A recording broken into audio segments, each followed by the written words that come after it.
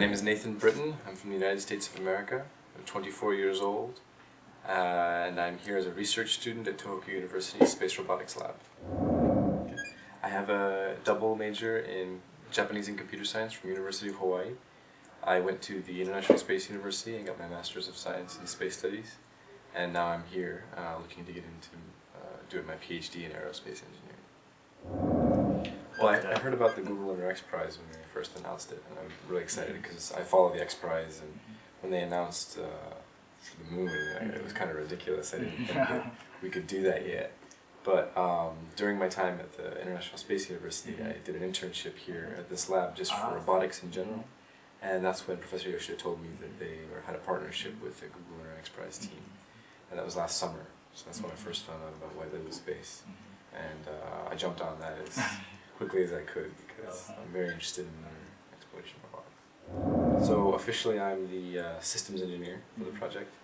At first that meant I basically do everything, but now that Jeremy has joined and we're getting more people on the team, it means that I'm going to do system level integration and sort of like management, only a lot more technical, trying to balance out the competing needs for each of the subsystems. Last summer during my internship I did a phase 0 study with another student from ISU, and I've continued that here since April of this year. It's interesting how, like, I've always known that different requirements are competing, but it's very interesting working with making such a small rover and have like high performance, because we need to be able to ensure that we fulfill all the requirements of the Google Lunar X Prize. We have to do it in a very tiny space and a very low weight. So every time I find a solution that will allow us to fill up a requirement, it's too big or it's too heavy, or the wheels are too small, so we find a way to pack them in and make them bigger, but now it's too heavy. So working with those trade-offs is very interesting. And once you get that sweet spot, it's a lot of fun. And see, that is the most difficult part, and that's why it's so interesting. I think the difficult things I think are the problems that are the most interesting, because everything that's easy is sort of move on.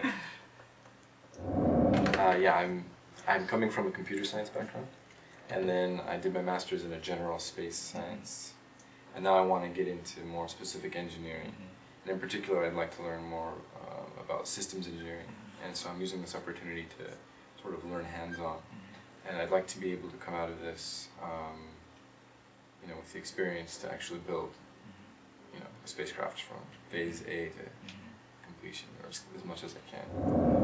It's long, it goes way back. I've been studying Japanese for 6 years. I think maybe actually more now, maybe 7 or 8. I did my major in Japanese, so coming to Japan for my internship was a sort of a natural choice. I wanted to sort of hone my strength in my second language, and get some technical experience. And Japan is very advanced in robotics. So the first time I came to Japan was I was 16 years old in the Rotary Youth Exchange program, and at the time I think it had something to do with video games.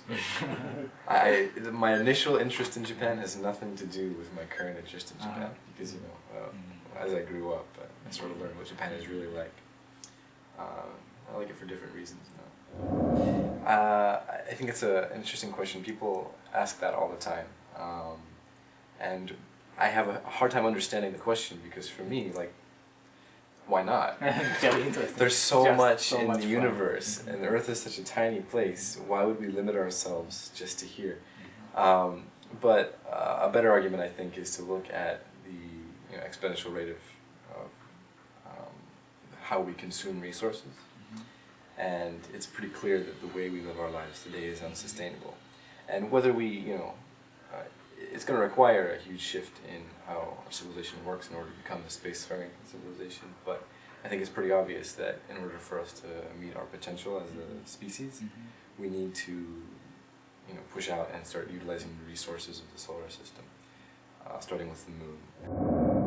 There's a lot of dreams, but I know it's only a 10-minute interview, so I think the one that's most relevant is, I think it'd be really cool if I could start a company that builds lunar mining robots for prospecting, mining, and bringing resources back to the earth or utilizing on site. I think that's a huge area where we can benefit everyone on the planet. I either hang out with friends and family at home, or if I'm away from friends and family, I take a trip somewhere nearby. I go to visit friends and family. Yamagata.